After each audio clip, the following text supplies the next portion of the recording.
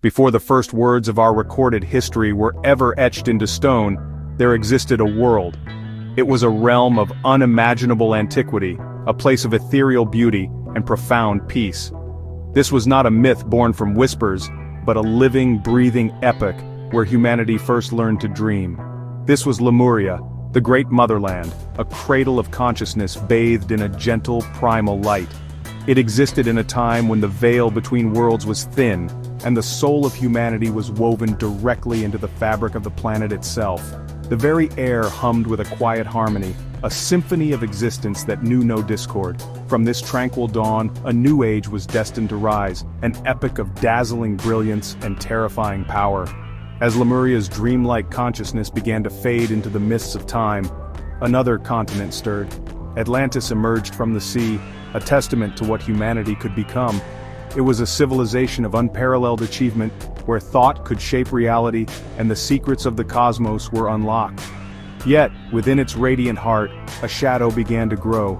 The serene unity of Lemuria gave way to the complex dance of the individual will, a force for both creation and catastrophic destruction. This is the story of these two lost worlds, a saga that stretches across forgotten millennia. It is a tale not just of continents swallowed by the sea, but of a profound spiritual struggle that defines our very existence. The journey from Lemuria to Atlantis is a journey into the soul of humanity itself. It chronicles the evolution from a collective intuitive consciousness to the birth of the powerful independent ego. This transition was not merely a change of location or technology, it was a fundamental shift in the cosmic polarity that governs all of creation. The echoes of their rise and fall resonate even today, hidden within our deepest myths and most sacred traditions. The story of Lemuria's gentle subsidence and Atlantis's fiery demise is a timeless allegory. It speaks of the eternal choice between unity and separation, between service and dominance, between the light of connection and the abyss of the self. This is not just a legend of the past, it is a mirror held up to our present, reflecting the very same forces that shape our world and our future. Our journey begins in an age so distant it feels like a dream. We must travel back beyond the pharaohs, beyond the great flood myths, to the very dawn of our sentient experience. Here in the heart of a vast shimmering ocean, lay the continent of Lemuria. It was a world less solid than our own, a paradise existing in a higher, more etheric vibration. The beings who walked its misty shores were not yet fully bound to the dense physicality we know. Their consciousness was fluid, interconnected, and deeply woven into the life force of the planet.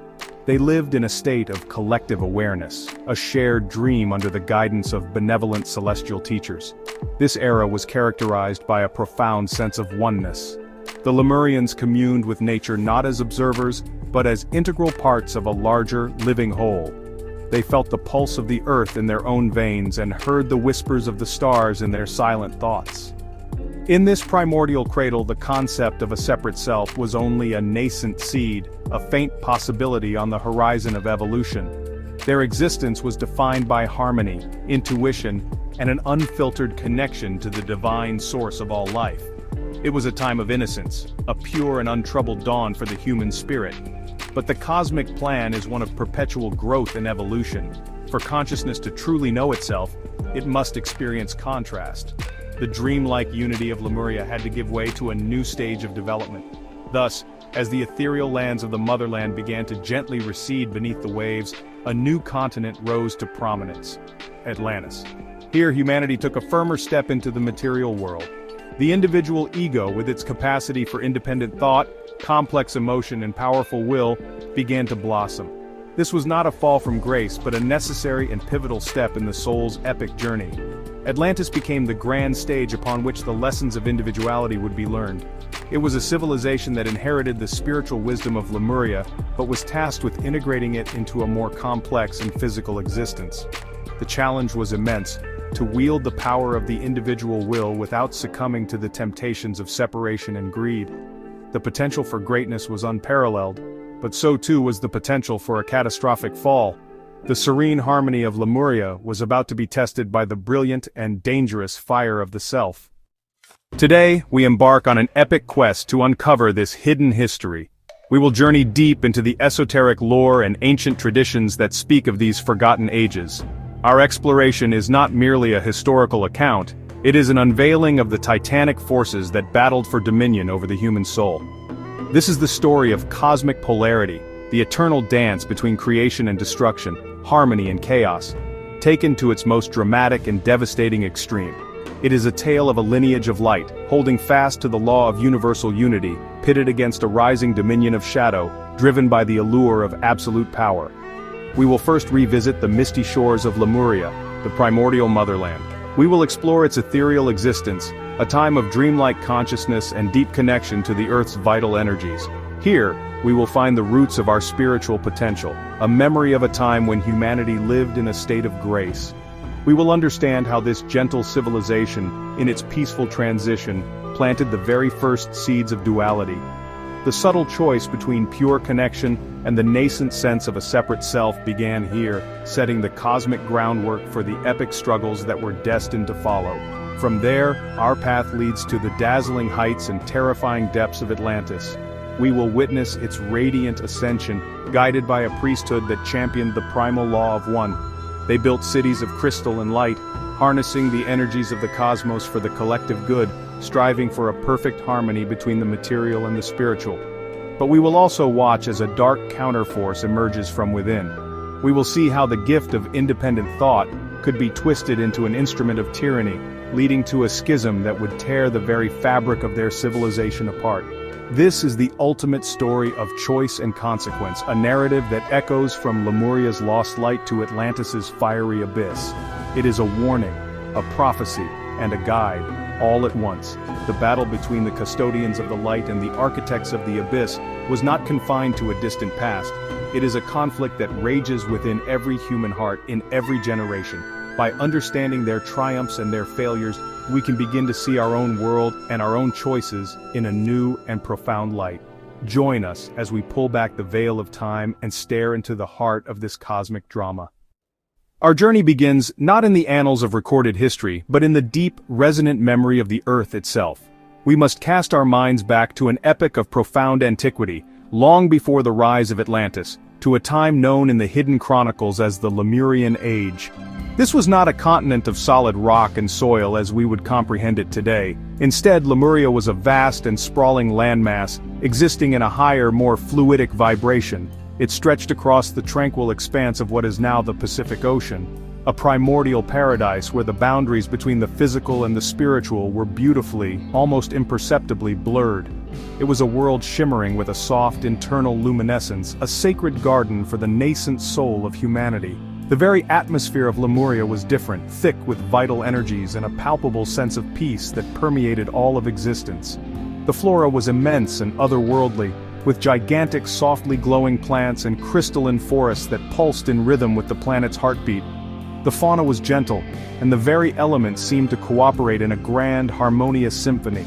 This was a world still fresh from the forge of creation, a realm where the divine blueprint for life was still visibly imprinted upon the fabric of reality. Here, in this ethereal cradle, humanity took its first tentative steps, not as conquerors of nature but as integral, harmonious components within its living, breathing matrix. The concept of time itself flowed differently in Lemuria. It was less a linear progression of moments and more a cyclical, dreamlike state of being. The harsh realities of survival that would later define human existence were largely absent. Sustenance was drawn directly from the vibrant life force of the environment, and shelter was found within the natural living structures of the land. The Lemurian epic represents the very childhood of our species, a period of profound innocence and untroubled unity with the source of all life. It was a time of pure potential, before the complexities of ego and separation had begun to cast their long and intricate shadows across the path of evolution. To understand Lemuria is to understand the very foundation upon which all subsequent human experience has been built. It is the memory of our original state of grace, a blueprint of perfect harmony that lies dormant within our collective unconscious. The gentle echoes of this lost paradise can still be felt by those who quiet their minds and listen to the subtle whispers of the soul. It is the source of our deepest spiritual yearnings, our innate desire to return to a state of oneness with nature and the cosmos. Lemuria was not merely a place. It was the original dream of humanity, a dream from which we are all, in our own ways, slowly awakening. The beings who inhabited the misty shores of Lemuria were profoundly different from modern humans. Their forms were less dense, more etheric and pliable, capable of shifting and changing in response to their thoughts and their environment. They were giants in stature with a graceful, almost weightless quality to their movements. Their physical bodies were not yet the rigid separate vessels we know today, but were instead semi-translucent conduits for the cosmic energies that flowed ceaselessly through them and the world around them. This physical fluidity was a direct reflection of their state of consciousness, which was equally open, interconnected and free from the hard boundaries of the individual self. Lemurian consciousness was not centered within the individual mind but existed as a vast collective field of awareness. They experienced life as a unified whole, a single dreaming entity.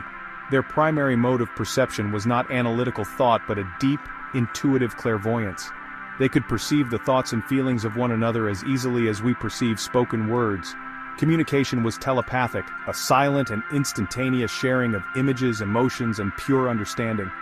This shared consciousness created a society devoid of deception or misunderstanding, for every being was an open book to every other, living in a state of absolute transparency and trust. Their connection to the natural world was symbiotic and deeply profound. The Lemurians did not see a separation between themselves and the plants, animals, or even the minerals of their world. They felt the life force of a flower as their own, experienced the joy of a soaring bird, and understood the ancient wisdom held within a crystal. They were the planet's gardeners and caretakers, working in perfect harmony with the elemental forces to maintain the balance and beauty of their realm. This was not a relationship of dominance or control, but one of loving co-creation, born from the innate understanding that all life, in all its forms, stemmed from a single, unified source. In this state of collective, dreamlike awareness, the concept of the individual ego as we know it simply did not exist. There was no I in opposition to you or it. There was only we, a vast and interconnected family of souls experiencing existence together. Consequently, the internal conflicts that plague modern humanity, jealousy, greed, ambition, fear, were entirely foreign to them. Their existence was one of serene contentment and gentle purpose, focused on experiencing and expressing the divine unity that was their entire reality. This was the pure, unfragmented state of being that humanity was destined to evolve from, carrying its memory as a guiding light. Even in this primordial paradise, humanity was not left to evolve alone. The ancient esoteric traditions speak of highly evolved spiritual beings who acted as divine instructors and guardians. These benevolent entities, often referred to as the Shining Ones or the Lords of the Flame, descended from higher planes of existence to oversee Lemuria's development. They were the master gardeners of consciousness, nurturing the seeds of individuality within Lemuria's collective soul. Their guidance was not one of command or decree, but of subtle influence, inspiration, and the silent transmission of cosmic wisdom. The primary mission of these celestial teachers was to guide humanity through physicalization. They helped gradually densify the ethereal forms of the Lemurians, preparing them for existence in a more material world.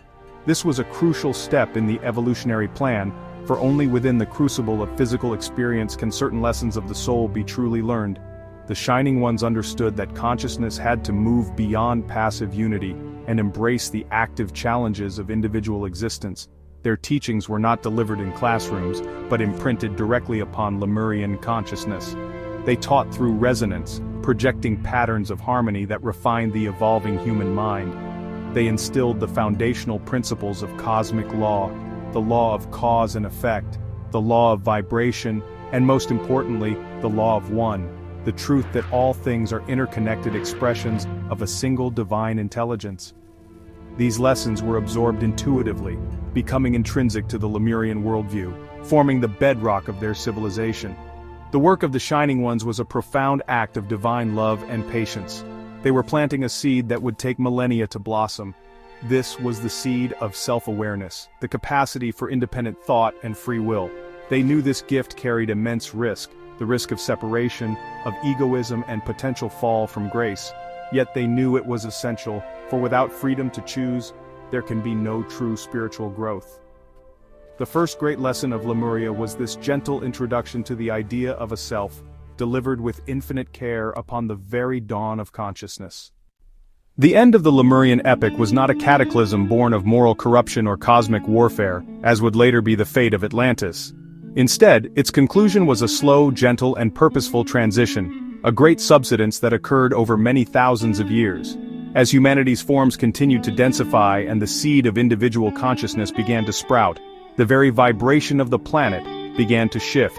The ethereal high-frequency landmass of Lemuria could no longer be sustained as the collective human vibration lowered and solidified. The continent began to recede, its misty shores slowly and peacefully sinking beneath the waves of the Pacific. This was not a tragedy but a divinely orchestrated evolutionary event. It was a natural and necessary conclusion to one great cycle of human experience making way for the next. The Shining Ones, who had overseen the birth of Lemurian consciousness, also guided its peaceful dissolution. They foresaw the coming changes and instructed the most evolved of the Lemurians to begin a great migration. These groups were guided to safer, more stable lands that were destined to become the power centers of the next age, carrying with them the sacred wisdom and the genetic lineage of the motherland to places like what would become India, Egypt, and the Americas. Even in this gentle transition, however, the very first stirrings of duality began to manifest in a more tangible way. As the collective dream state weakened and individual thought grew stronger, the choice between two paths became clearer. One path was to hold fast to the memory of unity, to carry the wisdom of the Law of One into the new age of individuality. The other path was to embrace the burgeoning sense of a separate self, to become fascinated with the power of the individual will, and to begin forgetting the interconnectedness of all things. This subtle schism, this nascent polarity, was the true legacy of Lemuria's fading light. Thus, the fall of Lemuria was more of a graceful fading than a fiery destruction. It was the planet itself changing its vibrational state to accommodate the next stage of human evolution. The dream was ending so that the dreamer could awaken. The serene, unified consciousness of the motherland dissolved into the mists of time, leaving behind a profound legacy. It left the memory of an unbroken harmony and the foundational, yet unresolved tension between unity and separation. This cosmic polarity, born in the gentle twilight of Lemuria, would soon become the central, dramatic conflict upon the grand and brilliant stage of Atlantis. From the misty dissolving remnants of Lemuria, a new world was born. As the great motherland receded into the ocean's gentle embrace, a new continent rose to prominence, bathed in the clear, brilliant light of a new sun. This was Atlantis, an epoch destined for greatness and unparalleled achievement. Here, humanity took a definitive step into a more solid physical reality. The ethereal forms of the past gave way to bodies that were more defined, more grounded in the material plane. This physical shift was mirrored by a profound change in consciousness. The collective dreamlike awareness of Lemuria fractured into the bright, sharp facets of individual identity, heralding an age of dynamic growth and complex new challenges. The rise of Atlantis was not an accident of geology, but a carefully prepared stage for the next act in human evolution. It was founded by the most spiritually advanced souls who had migrated from Lemuria, guided by the wisdom of the Shining Ones. They carried with them the sacred knowledge of their ancient homeland, the memory of cosmic harmony, and the Law of One. Their task was monumental: to build a civilization that could integrate this profound spiritual wisdom with the burgeoning power of the individual ego. Atlantis was meant to be the synthesis, a perfect fusion of spirit and matter, where humanity could learn to wield its newfound power with compassion, wisdom, and a deep reverence for life. The Atlantean continent, situated in the vast expanse of the Atlantic Ocean, was a realm of stunning natural beauty and immense energetic power. Its very geography was aligned with the Earth's ley lines and cosmic currents, making it a natural amplifier for both spiritual and technological pursuits. The early Atlanteans lived in profound harmony with their environment, continuing the Lemurian tradition of co-creation with nature.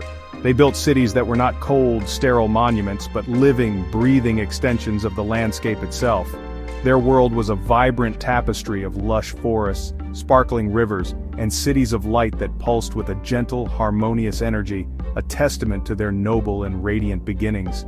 This new epoch was a pivotal time, a critical juncture in the cosmic journey of the soul. The lessons of the past were not forgotten, but were intended to be the foundation for an even greater ascent.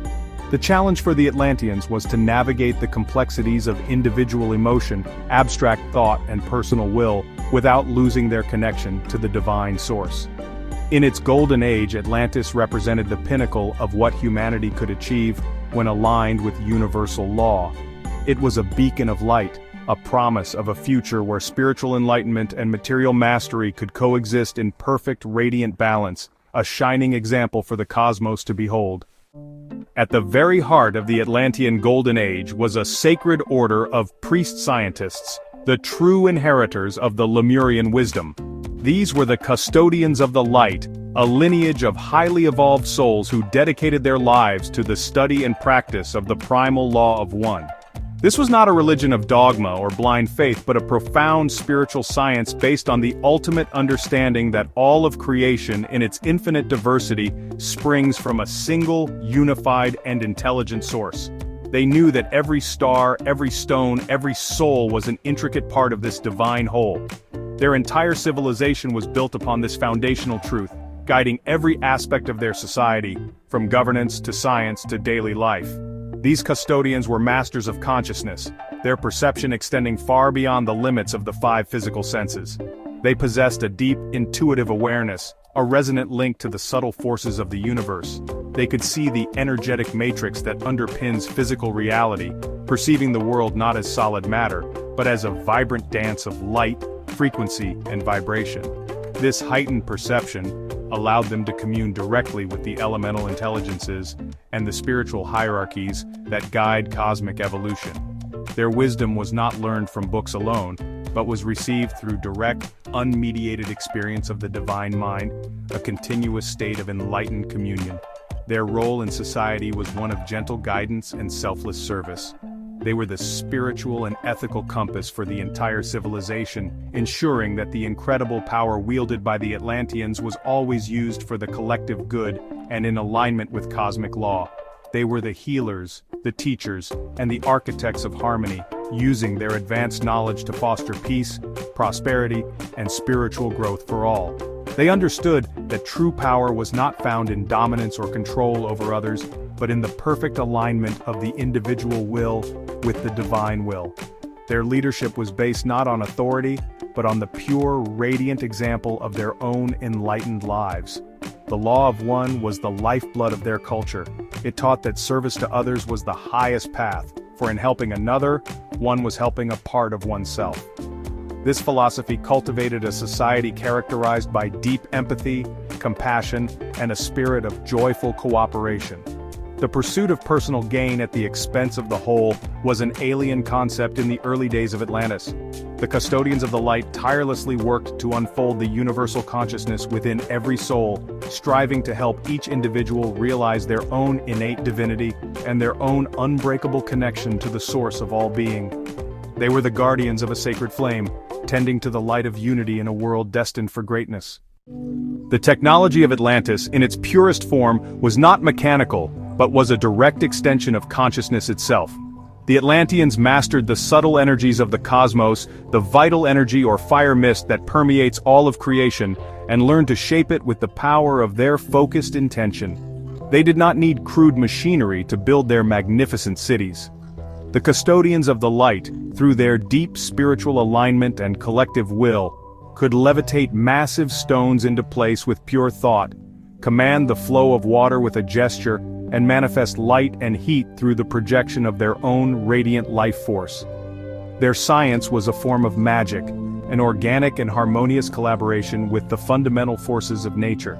Central to their technology were the great crystals. These were not mere geological formations but were immense, sentient, and highly advanced energetic devices. Each crystal was carefully grown, cut, and tuned to resonate with specific cosmic and terrestrial frequencies. Pulsating with an inner luminescence, these living resonators were positioned at key energetic nodes across the continent. They served as the power grid for the entire civilization, drawing in the potent energies of the sun, the moon, and the Earth's own powerful geodetic field. This energy was then broadcast wirelessly, providing clean, limitless power for light, warmth, transportation, and healing to all citizens.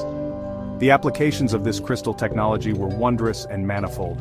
They were used for profound healing, with practitioners able to attune the crystal's vibrations to rebalance a person's energetic field and restore the body to perfect health. They facilitated long-distance communication, allowing for instantaneous telepathic contact across the entire continent. The crystals also powered their graceful silent flying vehicles which navigated the planet's magnetic currents with effortless precision. This was a technology of life, not of destruction. It was designed to enhance connection, foster well-being, and create a society of abundance and ease, freeing the populace to pursue higher spiritual and artistic endeavors. Ultimately, the Atlanteans understood that the greatest technology was the refined human consciousness. The crystals were merely amplifiers, powerful tools that responded to the will and intention of the user. In the hands of the custodians of the light, they were instruments of divine grace and boundless creation. This symbiotic relationship between mind and matter allowed the Atlanteans to build a true paradise on Earth, a city of light where prosperity was born not from material hoarding, but from the harmonious and conscious co-creation with the cosmos. Their world was a shining testament to the incredible potential that is unlocked when spiritual wisdom guides technological power. Yet, within this radiant paradise, a subtle and dangerous shadow began to stir. The very gift that defined the Atlantean epoch, the development of a strong, independent will, and a powerful individual intellect, also contained the seeds of its potential downfall. While the custodians of the light saw the individual ego as a tool for deeper self-realization, within the context of unity, others began to see it differently. They became fascinated with the power of the self, not as a part of the whole, but as a separate and supreme entity. The capacity for independent thought, a precious gift for evolution, slowly became a pathway to separation from the divine source. This shift was gradual, an almost imperceptible cooling of the heart. It began with the simple pride of individual achievement, a focus on personal power rather than collective harmony.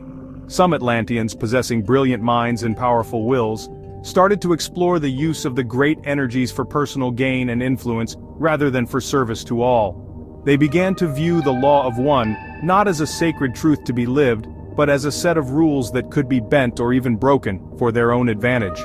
The allure of the material world, with its pleasures and its potential for dominance, began to eclipse the more subtle joys of spiritual connection and inner peace. As consciousness continued to refine and the individual will strengthened, the capacity for deviation from the path of light grew exponentially. A philosophical schism began to form within the very fabric of Atlantean society. On one side were the custodians of the light, who championed unity, compassion, and alignment with the divine will. On the other side, a new faction was coalescing, a group who believed in the supremacy of the individual intellect and the right to wield power for personal aggrandizement. They saw the forces of nature not as partners to be cooperated with, but as resources to be commanded and exploited for their own ends. This growing division was the first sign of the abyss that was to come. The harmony that had defined the golden age of Atlantis began to fracture under the strain of this emerging polarity. The unified song of their civilization was disrupted by a growing note of discord, a dissonance created by the rise of selfishness and greed. The choice that had been a subtle whisper in the twilight of Lemuria now became a deafening roar in the high noon of Atlantis. The path was splitting in two, one leading towards continued radiant ascension, the other spiraling down into the seductive darkness of the separate will, setting the stage for a conflict that would ultimately consume their world. From the fertile ground of individual will, a dark and powerful philosophy began to take root in the heart of Atlantis. This was not a sudden invasion by an external enemy, but a subtle corruption that grew from within, a cancer upon the soul of the civilization. A faction emerged, a counterforce to the custodians of the light, who fully embraced the intoxicating power of the separate self. Known in esoteric lore as the architects of the abyss or the children of the shadow, they rejected the Law of One as a limitation on their potential. Their creed was the very antithesis of unity. It was a belief in hierarchy, in the right of the strong to dominate the weak, and the relentless pursuit of personal power and material glory above all else. Where the light priesthoods sought deeper connection with the cosmos, these architects of the abyss coveted absolute control over the material plane. They saw the world not as a living, sacred entity to be harmonized with, but as a collection of resources to be conquered, commanded, and exploited. The universe, in their eyes, was not a symphony of interconnectedness, but a chaotic battlefield where only the most ruthless could thrive. This philosophy represented a profound detachment from the spiritual roots that had nourished Atlantis in its golden age. It was a cold, calculating worldview that placed the brilliant but isolated intellect on a throne, severing the vital connection to the wisdom of the heart and the unity of the spirit. The very capacity for abstract thought, once a divine tool for comprehending the universe's mysteries, became their primary instrument of manipulation. They used their powerful minds to create complex ideologies that justified their ambition and sowed division among the populace. They argued that progress demanded the casting off of old spiritual constraints and that true greatness lay in humanity's ability to impose its will upon creation. This seductive message appealed to the growing ego of the Atlantean people, offering them a shortcut to power and wealth without the demanding inner work required by the Law of One. The Shadow Priesthood offered a path of external conquest instead of internal enlightenment.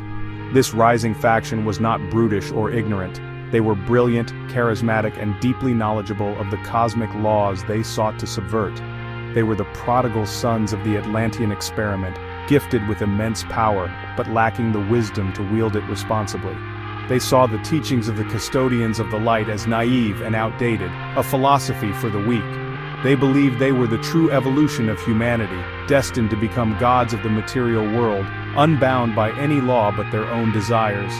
This arrogant and dangerous philosophy began to spread like a contagion, slowly poisoning the once pure spiritual atmosphere of the great continent. The architects of the abyss mastered the same profound universal energies as the custodians of the light, but they approached this knowledge with a chillingly different intent.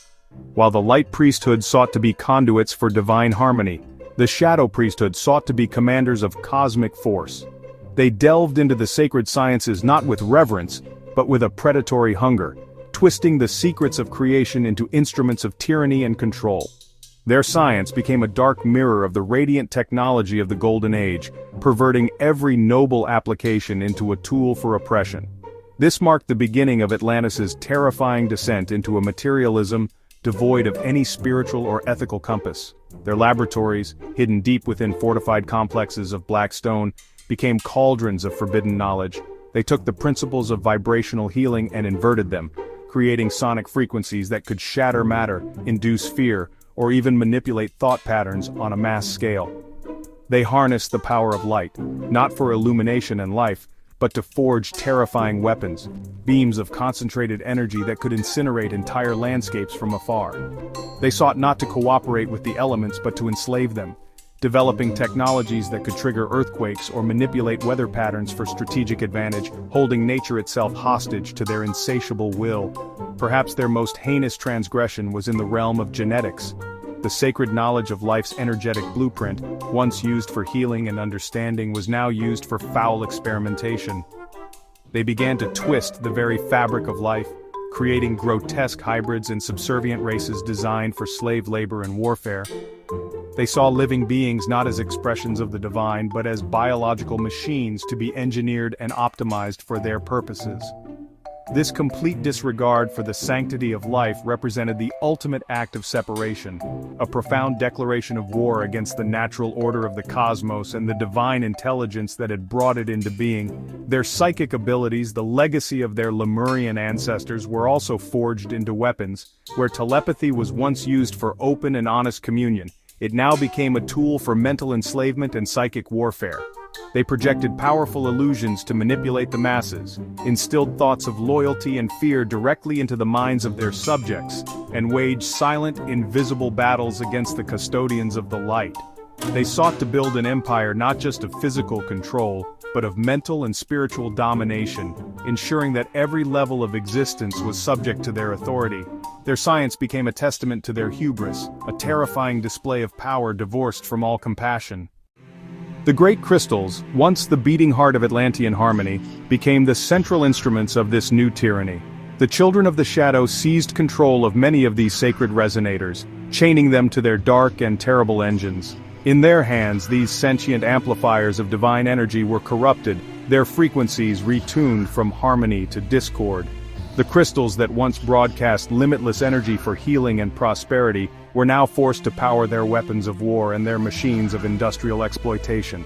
The gentle inner luminescence of the crystals began to pulse with a harsh, aggressive light, their song of creation twisted into a scream of coercion.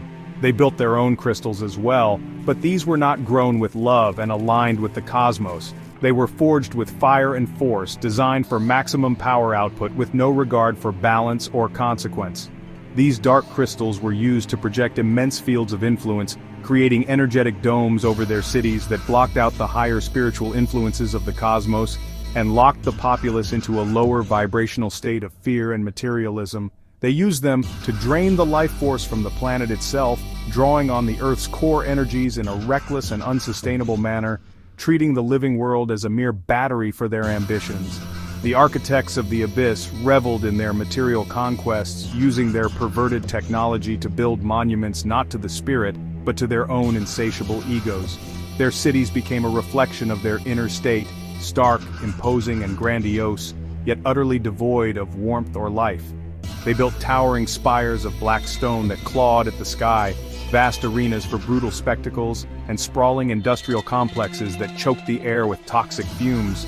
Their society became obsessed with material accumulation, superficial luxury, and the demonstration of power. The subtle beauty and profound peace of the Golden Age were traded for a culture of gaudy excess and constant underlying anxiety.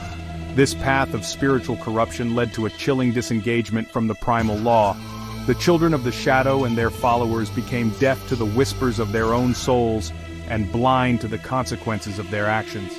They were so entranced by their own power, so convinced of their own intellectual superiority, that they believed they were beyond cosmic law, beyond cause and effect. They saw the warnings of the custodians of the light as the jealous ramblings of a fading power. Their ambition had eclipsed all ethical boundaries, setting Atlantis on a collision course with destiny, dragging the once brilliant civilization down a terrifying path toward the very abyss they had cultivated within themselves. The philosophical divide between the two priesthoods finally erupted into an open and irreconcilable schism, tearing the very fabric of Atlantean society in two. It was no longer a quiet disagreement but a deep, festering wound that split families, cities, and the entire continent. Atlantis became a civilization at war with itself, a stark embodiment of the cosmic polarity it was meant to transcend. On one side stood the custodians of the light, dwindling in number but steadfast in their devotion to the law of one, desperately trying to preserve the sacred flame of unity and compassion. They championed a path of spiritual evolution, sustainable living, and harmony with the cosmos. On the other side stood the architects of the abyss, their power and influence growing daily. They commanded vast resources, legions of followers, and an arsenal of terrifying technologies. Their philosophy of individualism, material wealth, and power had proven dangerously seductive to a populace that had grown complacent and spiritually lazy. They offered instant gratification and tangible rewards, while the path of the light required patience, discipline, and inner work.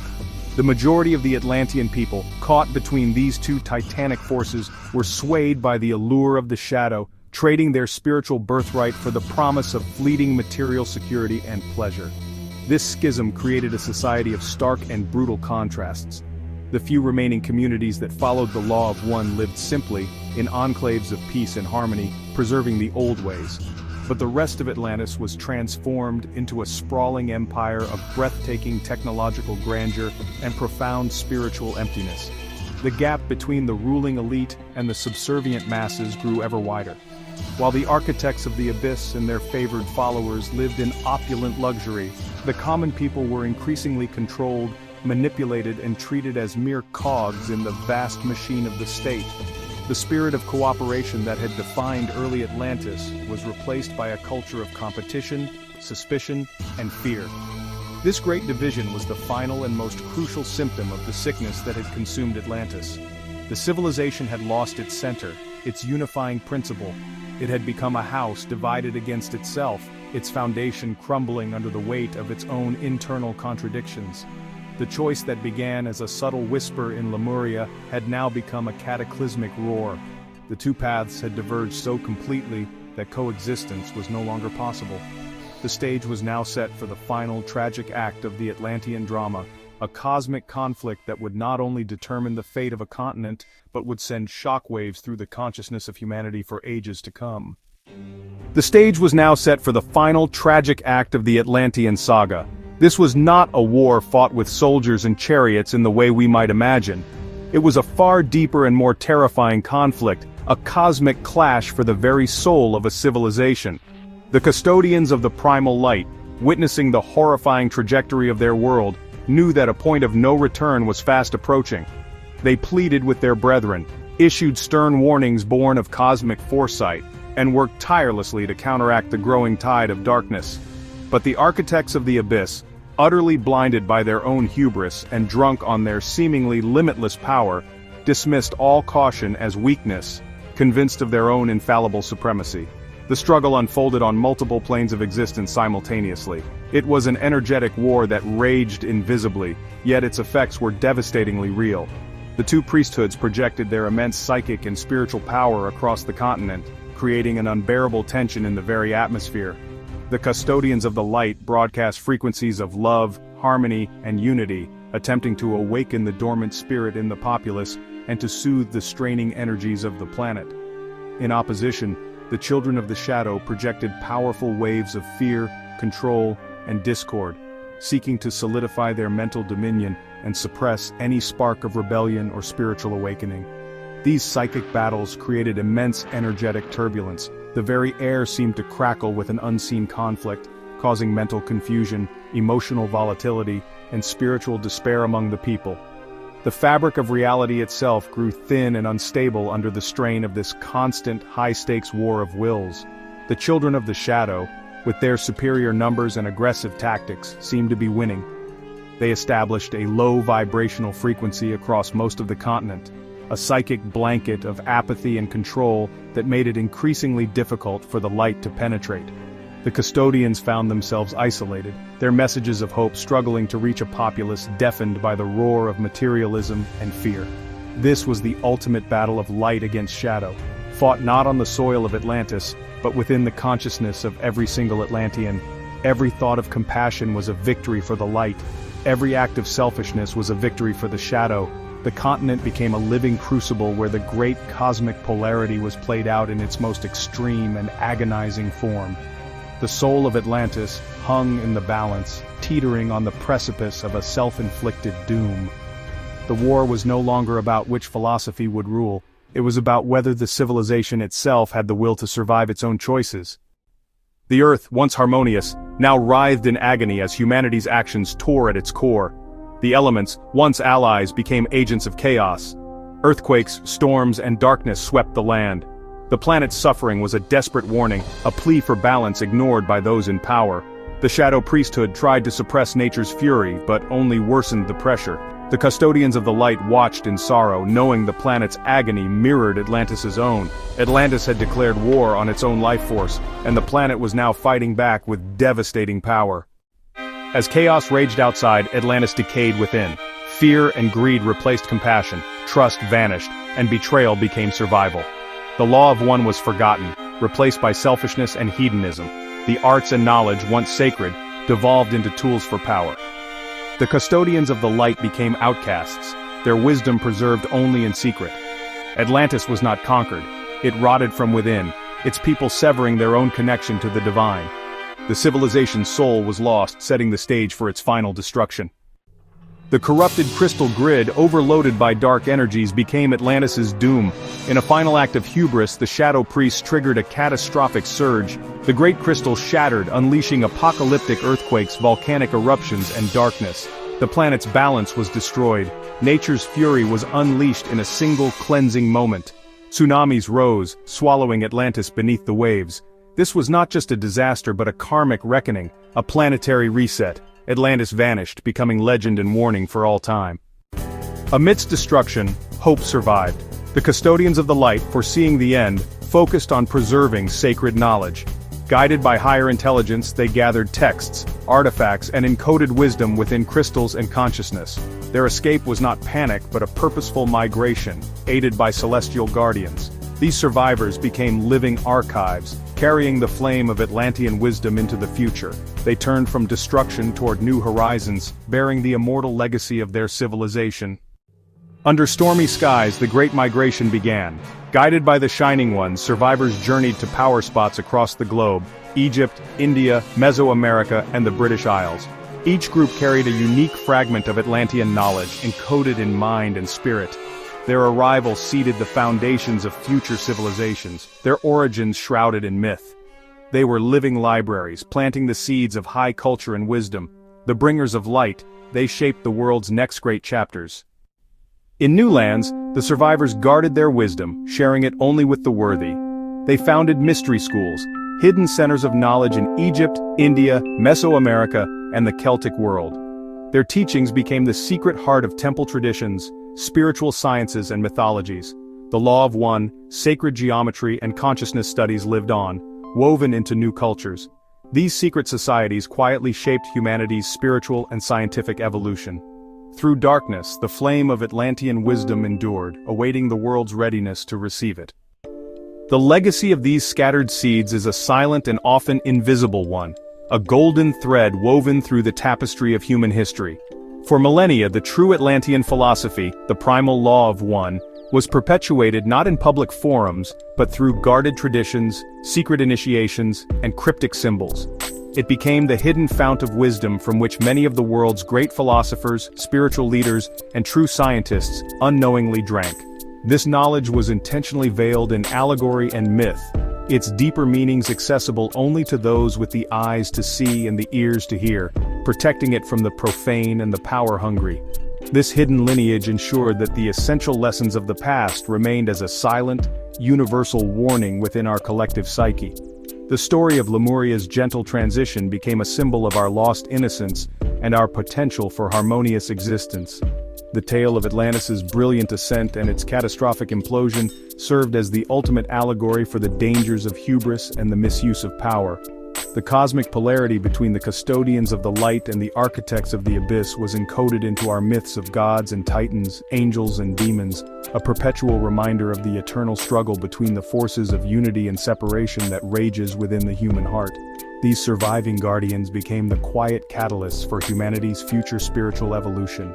They worked from the shadows, gently nudging humanity back towards the light, patiently waiting for consciousness to evolve to a point where the great truths could once again be revealed. They understood that the memory of Atlantis had to be preserved, not as a story of technological marvels, but as a profound moral and spiritual lesson. Their work was one of immense patience and unwavering faith in the human potential to eventually learn from its most devastating mistakes and choose a different path. This hidden thread connects the mythical past directly to our present moment. It reminds us that we are the inheritors of this profound and dramatic legacy. The choice that faced the Atlanteans, the choice between the light of connection and the shadow of the separate will, remains the fundamental choice of our time.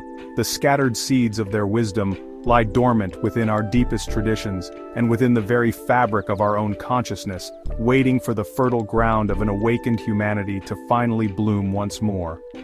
The mystery of Atlantis is not just a riddle of the past, it is a question posed to our future. The epic saga of Lemuria's gentle dream and Atlantis' fiery abyss is far more than a forgotten legend or a flight of esoteric fancy. It stands as a powerful and timeless allegory, a profound cosmic myth that holds up a mirror to our own time.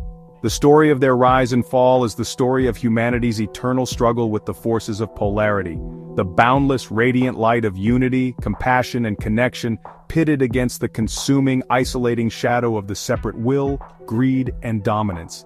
This grand narrative, played out across lost continents and forgotten epics, echoes with chilling relevance into the heart of our modern world, demanding that we examine the path we ourselves are walking. The terrifying descent of Atlantis serves as the ultimate cautionary tale. It is a stark and visceral reminder that technological prowess and intellectual brilliance, when divorced from spiritual wisdom and a sound ethical compass, are not pathways to salvation but highways to self-annihilation. The Atlanteans, in their final days, possessed power beyond our wildest imaginings, power over the elements, over genetics, over the very fabric of energy itself. Yet, this power, corrupted by hubris and the hunger for control, became the very instrument of their doom. Their story warns us that any society that places material conquest above spiritual connection is building its magnificent towers on a foundation of sand, destined to be washed away by the tides of cosmic law.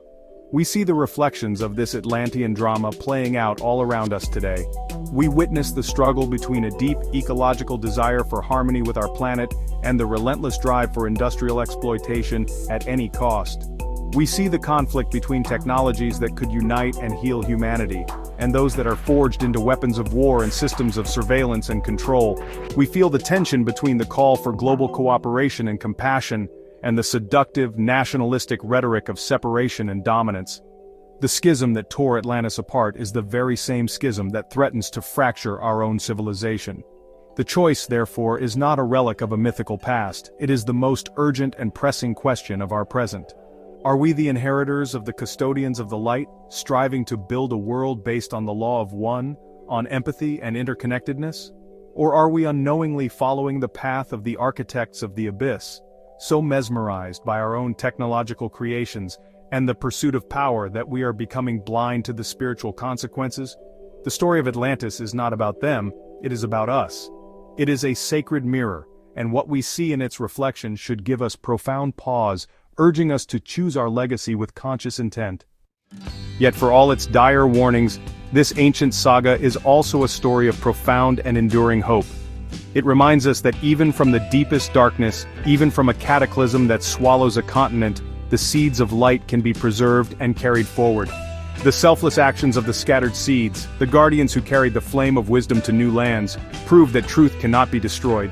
It can be hidden, veiled, and forgotten for a time, but its essence remains, waiting patiently for the fertile ground of an awakened and receptive consciousness in which to bloom once more. The light, though it may flicker, is never truly extinguished. The lessons of these ancient worlds are not merely historical footnotes, they are a living blueprint, a guide for the choices we must make today, both as individuals and as a collective. The memory of Lemuria calls to the part of us that yearns for a deeper connection with nature and with each other, reminding us of the peace that comes from living in harmony. The memory of Atlantis' golden age shows us the incredible potential of a society that weds spiritual enlightenment with technological advancement.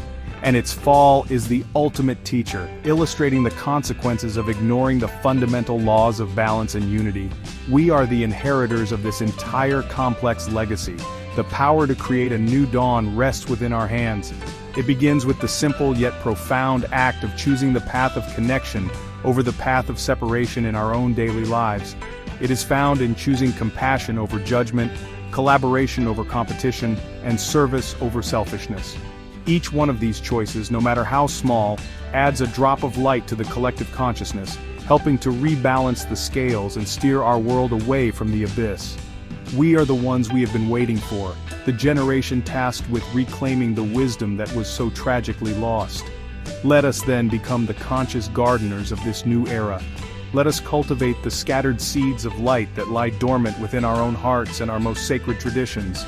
Let us build a future that honors the lessons of both the Lemurian dream and the Atlantean abyss, a future where power is guided by wisdom, where technology serves life, and where humanity finally remembers its sacred place within the grand, interconnected symphony of the cosmos. The choice is ours. The time is now. The great work of building the new Atlantis, a true city of light, has already begun.